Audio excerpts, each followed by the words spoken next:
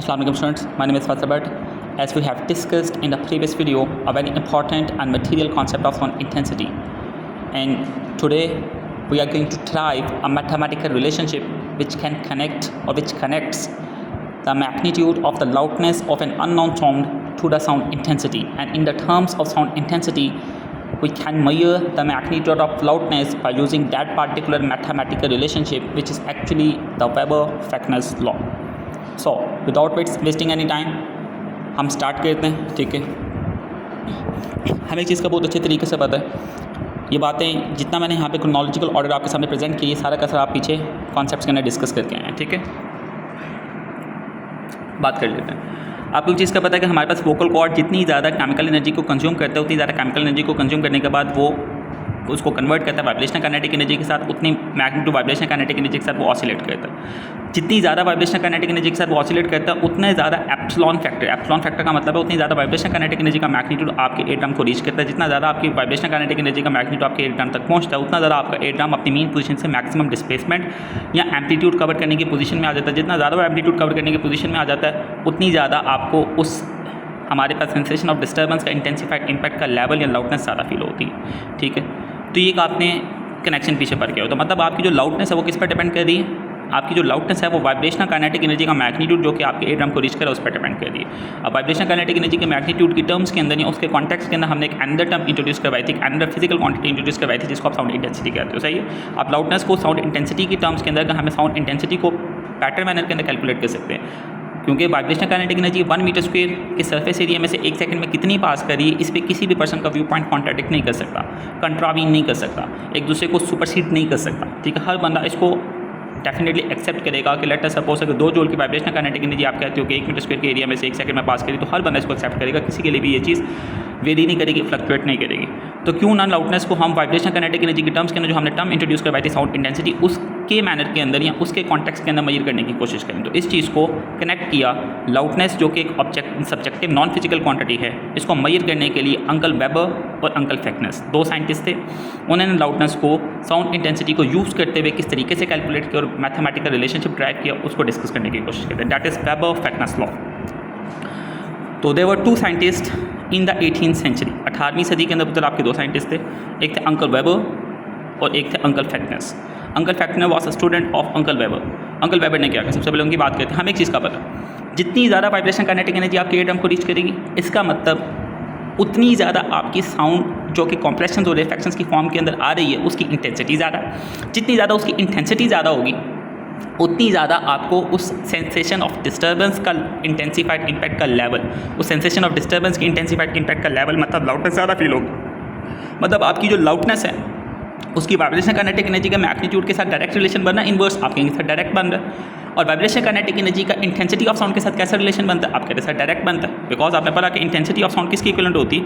आपने कि intensity of sound equal होती है magnitude of kinetic energy vibrational reaching the air drum divided by the surface area multiply by time taken to cover और pass through that particular surface area. तो जितनी ज़्यादा आपकी vibrational kinetic energy का magnitude उस surface area में से ज़्यादा पास कर रहा होगा, मतलब उतनी ज़्यादा आपकी वाइब्रेशनल काइनेटिक एनर्जी आपके एयर ड्रम को रीच करी. जितनी ज़्यादा वाइब्रेशनल काइनेटिक एनर्जी आपके एयर ड्रम को रीच करी होगी, उतनी ज़्यादा आपकी साउंड में शिद्दत इंटेंसिटी ज़्यादा होगी.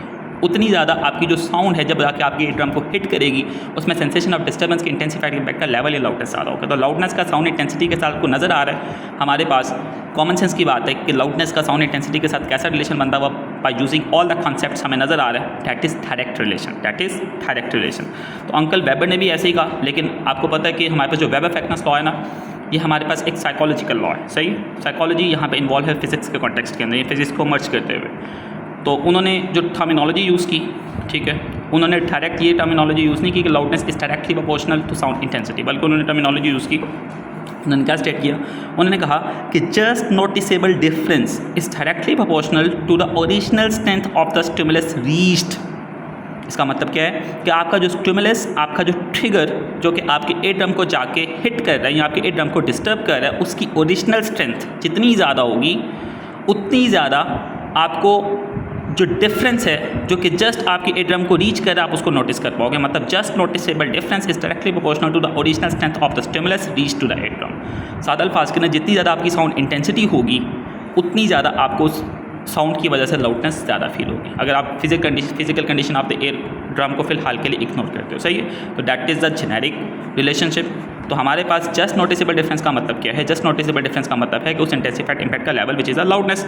तो loudness is directly proportional to the original strength of the stimulus. Original strength of the stimulus means the magnitude of the sound intensity of that particular sound. So loudness is directly proportional to the magnitude of sound intensity as suggested by Uncle Weber. So symbolically अगर मुझे इसको represent करना है तो loudness की जगह मैं symbol क्या लिख सकता हूँ? Capital L। magnitude of the sound intensity की जगह क्या लिख सकता हूँ? Capital I।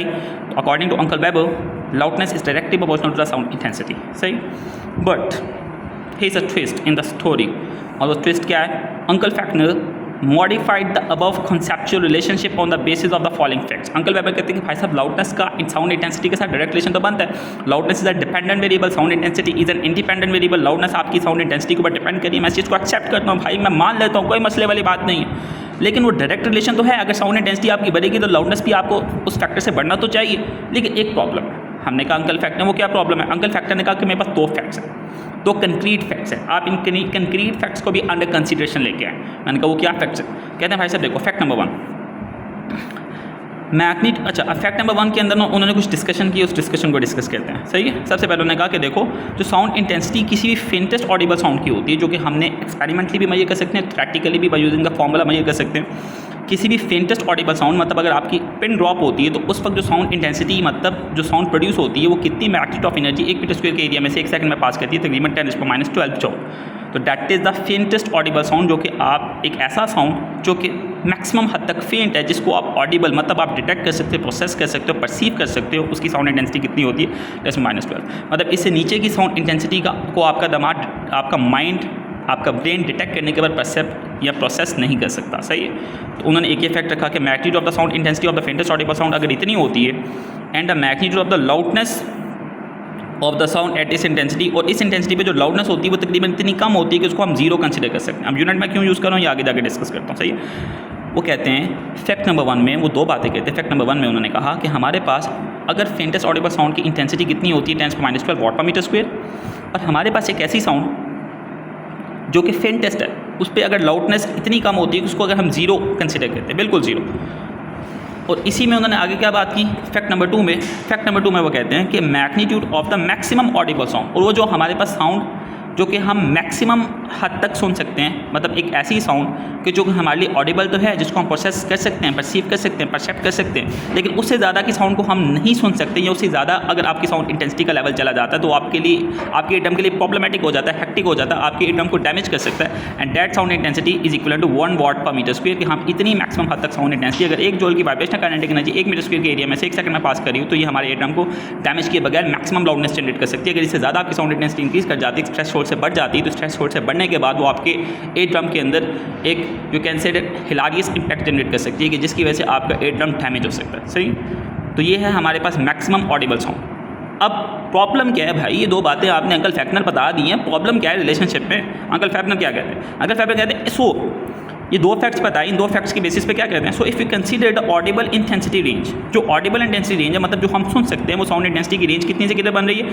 10⁻12 वॉट पर मीटर स्क्वायर, जो कि मिनिमम साउंड इंटेंसिटी जो कि हम सुन सकते हैं अगर साउंड इतनी इंटेंसिटी लेके आ रही है, टू 1 वॉट पर मीटर स्क्वायर, 1 वॉट पर मीटर स्क्वायर अगर मैक्सिमम आपकी जो साउंड की इंटेंसिटी है, जो कि साउंड आपकी कंप्रेशन और रिफ्लेक्शन की फॉर्म के अंदर आपके एटम को रीच कर रहा है, उसकी साउंड इंटेंसिटी 1 वॉट पर मीटर स्क्वायर, तो हम ये सुन सकते हैं। इससे ज़्यादा के भी हमारे लिए सुनने प्रॉब्लमेटिक है, हम नहीं सुन सकते, और इससे कम के भी हम नहीं सुन सकते। तो that is a Audible sound intensity range. हमने कहा प्रॉब्लम क्या है? कहते हैं चूँकि आप लाउडनेस मेजर कर रहे हैं साउंड इंटेंसिटी के बेसिस पे, तो साउंड इंटेंसिटी की जो रेंज है वो मिनिमम 10⁻12 वॉट पर मीटर स्क्वायर से लेकर मैक्सिमम 1 वॉट पर मीटर स्क्वायर तक है एक नॉर्मल ह्यूमन बीइंग की।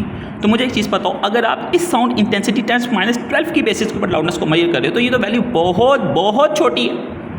मैंने कहा कितनी छोटी? कहते हैं देखो अगर आपकी रेंज है 10⁻12 वॉट पर meter square, minimum sound intensity से लेकर मैक्सिमम 1 वॉट पर मीटर स्क्वायर।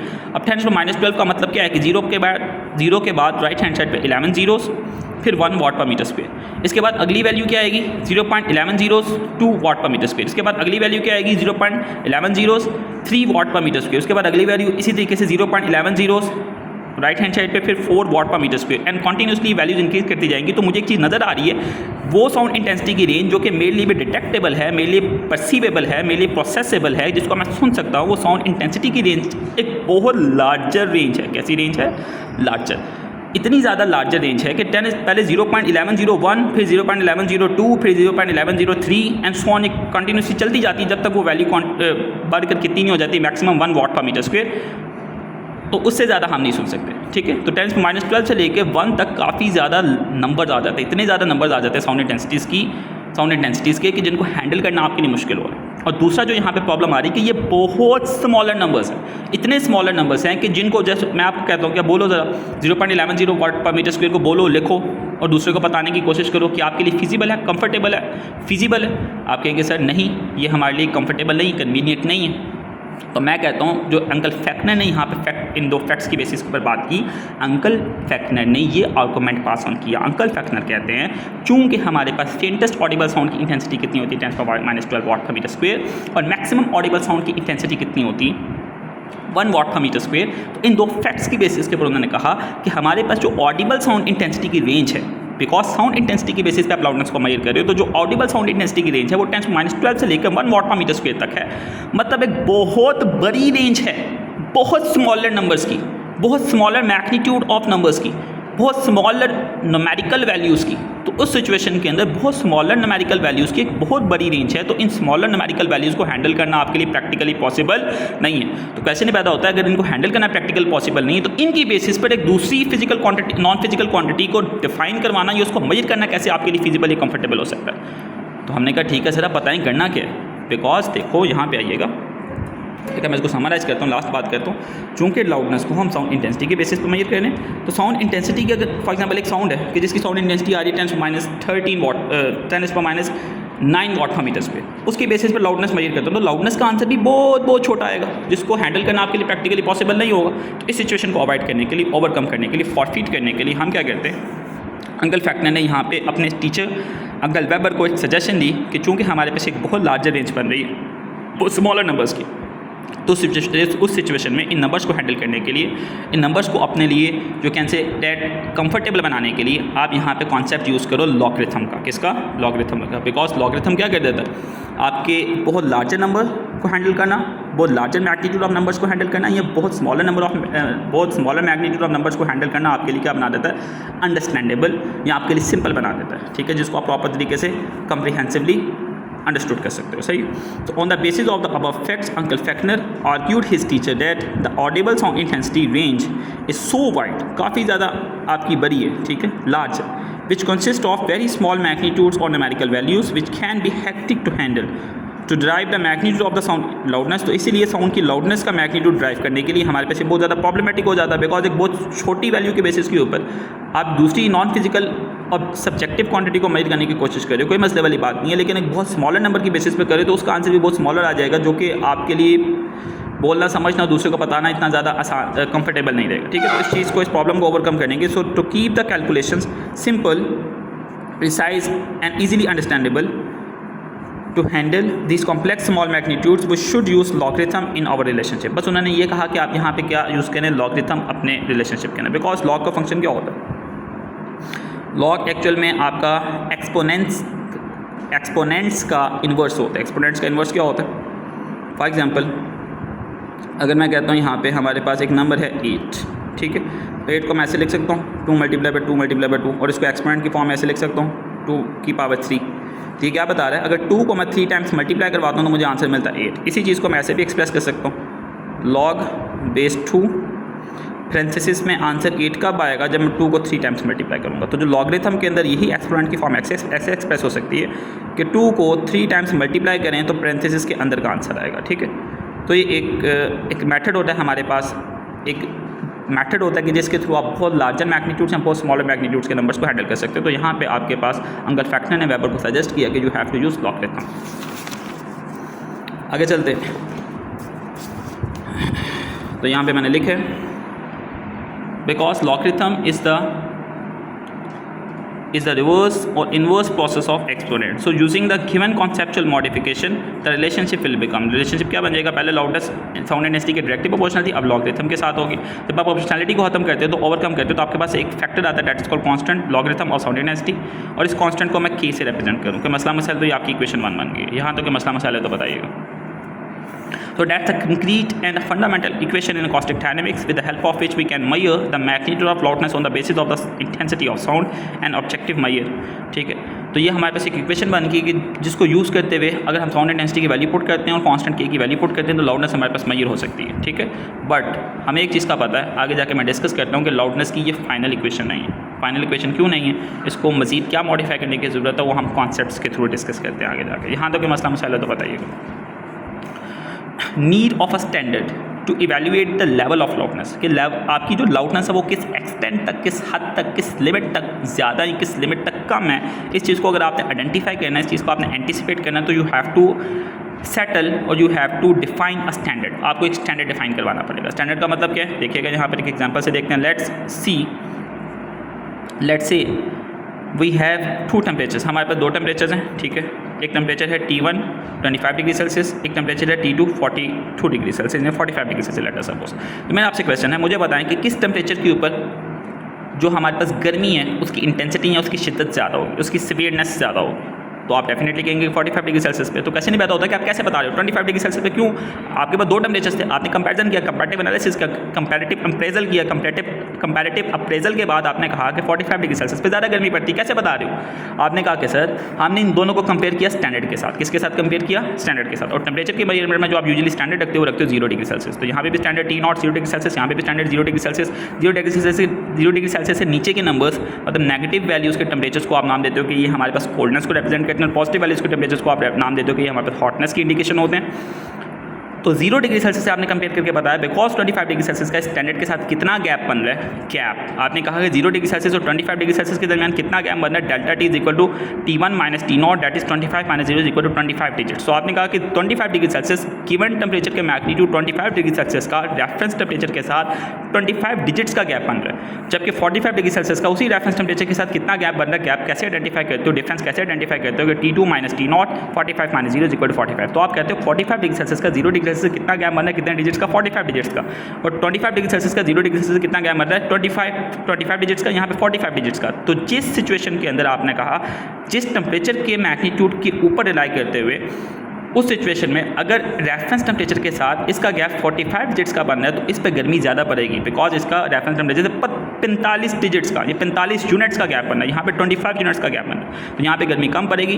चूँकि यहाँ पे 45 गुना ज़्यादा गैप बन रहा है तो यहाँ पे 45 गुना ज़्यादा गर्मी पड़ने के चांसेस हैं और यहाँ पे 25 गुना ज़्यादा गर्मी पड़ने के चांसेस हैं. You can relate it in such a manner as well. ठीक है, तो बिकॉज आपने कहा कि जैसे जैसे आप 0 से ऊपर जाते हो तो आपकी हॉटनेस इंक्रीज़ करती जाती है. तो जितने ज़्यादा यूनिट्स का गैप आपके रेफरेंस के साथ होगा उतनी ज़्यादा आपकी उस समर कह रहा हूँ, आपकी उस हॉटनेस का लेवल या आपकी उस गर्मी की शिद्दत का लेवल या आपकी गर्मी की इंटेंसिटी का लेवल ज़्यादा होगा. यहाँ तो कॉन्सेप्ट क्लियर है. इसी तरीके से so we'll conclude at 45 degree Celsius the gap is of 45 units as compared to the reference temperature 0 degree Celsius, and we consider the positive value of temperature as an indicator of hotness. So we'll definitely say हम कह सकते हैं mu2 is greater than mu1 कि गर्मी की शिद्दत है T2 is greater than the गर्मी की शिद्दत है T1. शिद्दत के लिए इंटेंसिटी के लिए मैं एक फैक्टर डिफाइन करवा रहा हूँ म्यू. सही है, just for the sake of simplicity. सही है कि गर्मी की शिद्दत टेम्परेचर 2 पे ज़्यादा है, 45 डिग्री सेल्सियस पे ज़्यादा है as compare to temperature 1. So to measure the extent और level of loudness we define और सेटल्ड और place the standard which is the loudness and its correspondence intensity of a pin drop. सही है, तो अब यहाँ तक बात आपकी क्लियर है. ठीक है, अब स्टैंडर्ड हमने लाउडनेस के केस में क्या डिफाइन करवाना, तो याद रखिएगा हम पीछे से कब से ये डिस्कशन करते आ रहे हैं कि लाउडनेस के केस के अंदर हमारे पास जो स्टैंडर्ड होता है वो पिन को ड्रॉप करने से जितनी लाउडनेस प्रोड्यूस होती है या पिन को ड्रॉप करने से जितनी भी साउंड वाइब्रेशन काइनेटिक एनर्जी का मैग्नीट्यूड 1 मीटर स्क्वायर के एरिया में से 1 सेकंड में पास कर रहा होता है वो साउंड इंटेंसिटी और वो लाउडनेस आपकी हम कंसिडर करते हैं as a reference. Because pin को ड्रॉप करने से जो लाउडनेस प्रोड्यूस होती है वो इतनी कम होती है कि आप उसको निगलेक्ट करके 0 भी कंसिडर कर सकते हैं. सही है। तो फिर आप पता ना, आप जब 2 सेकंड या 3rd स्टैंडर्ड के अंदर थे तो टीचर कहती होती थी पिन ड्रॉप साइलेंस। तो यहाँ पे इसका मतलब यही है कि जब आप किसी भी पिन को ड्रॉप करते हो तो वहाँ पे लाउडनेस इतनी कम होती है कि आप उसको निगलेक्ट भी कर सकते हो। तो ठीक है, तो उस लाउडनेस को हम यहाँ पे कंसिडर करते हैं एज अ रेफरेंस, ठीक है। और उसकी साउंड इंटेंसिटी को भी हम कंसिडर करते हैं as a reference, which are L0 is equal to 0 and I0 is equal to 10⁻12 watt पर मीटर स्क्वायर। अब इंटेंसिटी का तो हमारे पास यूनिट होता है, अब लाउडनेस का यूनिट क्या होता है, बेल और डेसिबल। मैंने कैसे लिखा है आगे जाकर डिस्कस करता हूँ, बस यहाँ पे इतना माने कि इसकी लाउडनेस इतनी कम होती है, इसको मैं 0 कंसिडर कर रहा हूँ। अब आपको मैग्नीट्यूड 0 लिखा है तो साथ साथ यूनिट भी लगाएं। यूनिट अभी नहीं लगा रहा, यूनिट आगे जाकर बताऊँगा कि यूनिट मैंने कैसे लगाए हैं, सही। So the Weber Fechner's law for the reference loudness and intensity will be, तो वेबर-फ्रेक्नेस लॉ क्या बन जाएगा देखिएगा ज़रा। अब मुझे क्या फाइंड करना है, मुझे देखना है, लेट अस सपोज मेरी जो साउंड की लाउडनेस है वो ऐसे कैलकुलेट होगी, loudness L is equal to K log I। अब मेरी जो लाउडनेस है वो इस रेफरेंस लाउडनेस L0 से कितनी ज़्यादा या कितनी कम है, उस चीज़ को आइडेंटिफाई करने के लिए मुझे अपनी आवाज़ की लाउडनेस L का इस रेफरेंस साउंड की लाउडनेस के साथ गैप आइडेंटिफाई करना पड़ेगा। मतलब इसको सब्ट्रैक्ट करके देखना पड़ेगा कि मेरी आवाज़, जो कि मैं यहाँ पे कॉन्टीन्यूसली आपको लेक्चर डिलीवर कर रहा हूँ, मेरी आवाज़ की जो लाउडनेस है वो इस रेफरेंस लाउडनेस से कितनी ज़्यादा या कितनी कम है। तो इस चीज़ के लिए मैं सबसे पहले रेफरेंस लाउडनेस की इक्वेशन लिखता हूँ। तो ये इक्वेशन क्या है, वेबर-फ्रेक्नेस लॉ की इक्वेशन है, L is equal to K log I। तो रेफरेंस साउंड, ये reference you can say that कि हमारे पास पिन ड्रॉप की लाउडनेस की इक्वेशन आपकी क्या होगी, L0 is equal to K logarithm of I0 is the reference intensity of the faintest audible sound which is the pin drop. तो यहाँ पे इस इक्वेशन को लिख देते हैं, L0 loudness of faintest audible sound कैसे कैलकुलेट होगी, पिन ड्रॉप कैसे कैलकुलेट होगी, वही equation K log into I0 is the sound intensity of the faintest audible sound. यहाँ पे आपने इक्वेशन लिखी। अब मुझे देखना है कि मेरी आवाज़ इस लाउडनेस के मुकाबले में कितनी ज़्यादा है कितनी कम है। तो उसके लिए मैं क्या करूँगा, मेरी आवाज़ की लाउडनेस LX इस L0 के मुकाबले में कितनी ज़्यादा है कितनी कम है, तो मैं देखूँगा मेरी आवाज़ माइनस ये रेफरेंस लाउडनेस। जैसे यहाँ पे आपने देखा था 25 डिग्री सेल्सियस -0 एंड 45 -0, जिसके ज़्यादा डिजिट से ज़्यादा यूनिट्स का गैप बन रहा है, उसके वहाँ पे लेवल उस टेम्परेचर पे गर्मी का ज़्यादा है, ठीक है। तो इसी सिचुएशन पे यहाँ पे भी देखेंगे, अगर हमारे पास हमने देखना है कि मेरी आवाज़ की लाउडनेस उस रेफरेंस लाउडनेस से कितनी ज़्यादा कितनी कम है, तो मैं यहाँ पर गैप आइडेंटिफाई करूँगा। अब हमारी आवाज़ की लाउडनेस और इसकी रिलेटिव इंटेंसिटी या कॉरस्पॉन्डेंस इंटेंसिटी इस स्टैंडर्ड साउंड की लाउडनेस और हमारे पास साउंड इंटेंसिटी से किस हद तक ज़्यादा है। तो कंपैरेटिव एनालिसिस के लिए हम दोनों इक्वेशंस को आपस में क्या करेंगे, सब्ट्रैक्ट करेंगे, सही। तो दोनों इक्वेशंस को सब्ट्रैक्ट करते हैं, subtract equation 2 from equation 1 will get हमारी आवाज़ की लाउडनेस इस रेफरेंस लाउडनेस से कितनी ज़्यादा कितनी कम है, तो L - L0। आपको पता है जब हम दोनों इक्वेशंस को सब्ट्रैक्ट करते हैं तो लेफ्ट हैंड साइड के वेरिएबल्स आपकी लेफ्ट हैंड साइड के वेरिएबल्स या फैक्टर से सब्ट्रैक्ट होते हैं, और राइट हैंड साइड के वेरिएबल्स राइट हैंड साइड की दूसरी इक्वेशन के वेरिएबल्स से सब्ट्रैक्ट होते हैं। तो K log हमारे पास ये क्या है, constant of proportionality logarithm of the sound intensity of my sound और unknown sound minus K constant of proportionality logarithm of the sound intensity of the faintest audible sound. अब आपको चीज़ नजर आ रही है कि दोनों इक्वेशन में कॉमन है, तो उसको मैं बाहर निकाल सकता हूँ, कॉमन कंसिडर कर सकता हूँ, आपने कंसिडर कर सकते हैं। अब बाय यूजिंग द प्रॉपर्टीज़ और by using the you can say the characteristic of logarithm we know that अगर हमारे पास एक मैग्नीट्यूड या फैक्टर के साथ लॉगरिथम है और वो दूसरे मैग्नीट्यूड या फैक्टर के लॉगरिथम के साथ ये पूरा का पूरा expressive you can say that factor subtract हो रहा होता है, तो जब सब्ट्रैक्शन को आप ओवरकम करते हो और लॉगरिथम को कॉमन निकालते हो तो दोनों फैक्टर्स आपस में क्या हो जाते हैं, डिवाइड हो जाते हैं, डिवीजन में कन्वर्ट हो जाते हैं। लॉगरिथम को मैंने कॉमन निकाला तो जो हमारे पास सब्ट्रैक्शन का फंक्शन है वो किस में कन्वर्ट हो गया, डिवीजन के फंक्शन के अंदर। दैट इज़ द प्रॉपर्टी और that is the characteristic of logarithm. तो इसको आपने भूलना नहीं है। तो यहाँ तक कोई मसला मसाइल तो पूछिएगा, ठीक है। यहाँ तक आई होप सो कि आपको कोई प्रॉब्लम नहीं है, but there is a problem. हमने कहा सर आपको हमें प्रॉब्लम नहीं है तो आप क्यों प्रॉब्लम बना रहे हो, तो मैं कहता हूँ मैं बताता हूँ that we can not anticipate the units of loudness. हम लाउडनेस के यूनिट्स को नहीं आइडेंटिफाई कर सकते। उसकी रीज़न क्या है, बिकॉज आपको पता है अगर हमें किसी भी फिजिकल क्वांटिटी के यूनिट्स बताने हैं, because loudness is a subjective non physical quantity की जिसको डायरेक्ट बेसिस पे मेजर नहीं कर सकते थे, तो हमने साउंड इंटेंसिटी के बेसिस पे उसकी इक्वेशन बना डाली। अब लाउडनेस को मेजर करना है तो हमारे पास आंसर तो आएगा, लेकिन क्या उस आंसर के कोई यूनिट्स होंगे, तो देख लेते हैं कि कांस्टेंट है, कांस्टेंट के कोई यूनिट्स नहीं हो सकते, ठीक है। फॉर्मल फिजिक्स के नहीं, कन्वेंशनल फिजिक्स के अंदर लॉगरिथम वैसे ही आपके पास एक हमारे पास ऑपरेशन है, ठीक है। साउंड इंटेंसिटी के यूनिट्स क्या होते हैं, वाट पर मीटर स्क्वायर। नीचे भी रेफरेंस इंटेंसिटी इसके यूनिट्स क्या होंगे, वाट पर मीटर स्क्वायर। दोनों एक दूसरे को कैंसिल करेंगे तो हमारे पास क्या निकल रहा है, लाउडनेस को कोई यूनिट्स निकल रहे हैं, तो आप कहेंगे नो यूनिट्स। तो सर इस इक्वेशन को यूज़ करते हुए तो लाउडनेस के कोई यूनिट्स ही नहीं निकल रहे, तो कैसे नहीं पैदा होता कि इस सिचुएशन को ओवरकम करने के लिए हम मजीद क्या अजम्पशन ले सकते हैं। तो याद रखिएगा जब भी हम सब्जेक्टिव नॉन फिजिकल क्वांटिटीज़ को मेजर करते हैं या उनके मैग्नीट्यूड को आइडेंटिफाई करने की कोशिश करते हैं तो हमें बहुत सी अजम्पशंस लेनी पड़ती है। यहाँ पे हम मजीद अजम्पशन लेते हैं, वो अजम्पशन क्या है, but the problem that we can not anticipate the units of loudness, और to overcome it we consider K is equivalent to 1 bell। ठीक है, हमने जो कांस्टेंट ऑफ प्रोपोर्शनैलिटी है उसकी वैल्यू कंसिडर कर ली 1 बेल। अब अजम्पशन तो लेनी पड़ेगी ताकि लाउडनेस को हम टेक्निकली प्रॉपर तरीके से कैलकुलेट करें। तो ये 1 बेल, सर बेल क्यों यूनिट लिया, ठीक है, बेल इसलिए लिया, a unit on the name of uncle Alexander Graham Bell. Alexander Graham Bell uncle ने जिन्होंने टेलीफोन को इन्वेंट किया, तो उनको हम वैल्यू करने के लिए यहाँ पे जो यूनिट है वो इस्तेमाल किया गया बेल, ठीक है। तो यहाँ पे कांस्टेंट ऑफ प्रोपोर्शनैलिटी का जो यूनिट कंसिडर किया गया वो कंसिडर किया गया 1 बेल, ताकि हम लाउडनेस के मैग्नीट्यूड को अलॉन्ग विद यूनिट प्रॉपर तरीके से इफेक्टिवली कैलकुलेट कर सकें।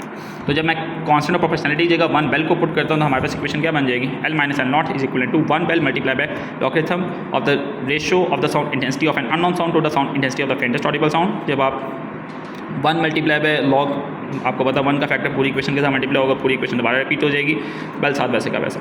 अब ये आपकी फाइनल इक्वेशन है कि जिसकी बेसिस के ऊपर आप लाउडनेस को मेजर कर सकते हो अलॉन्ग विद इट्स यूनिट, ठीक है। अब इस इक्वेशन को जब आप सॉल्व करोगे, मतलब साउंड इंटेंसिटी, आपकी आवाज़ की साउंड इंटेंसिटी कितनी है उसको ऊपर रखोगे, फेंटेस्ट ऑडिबल साउंड की इंटेंसिटी आपको ज़बानी याद होनी चाहिए, पिन ड्रॉप की कितनी टाइम्स -12 वाट पर मीटर स्क्वायर, उसको नीचे रखोगे, दोनों को आप सॉल्व करोगे, ठीक है, दोनों को आप हमारे पास you can say sort out करोगे, तो आपके पास जो आंसर आएगा वो आएगा लाउडनेस ऑफ जोर साउंड, ठीक है, विच इज़ इन बेल। अब सर यहाँ तक हमारा कहानी खत्म होगी, यहाँ तक हमारा वेब परफेक्टनेस लॉ कंप्लीट हो गया। मैंने कहा अभी भी स्टिल कंप्लीट नहीं हुआ सर, अब क्या रह गया, अब रह गया एस लार्जर यूनिट्स। आपको एक चीज़ का पता है, याद रखिएगा जो बेल है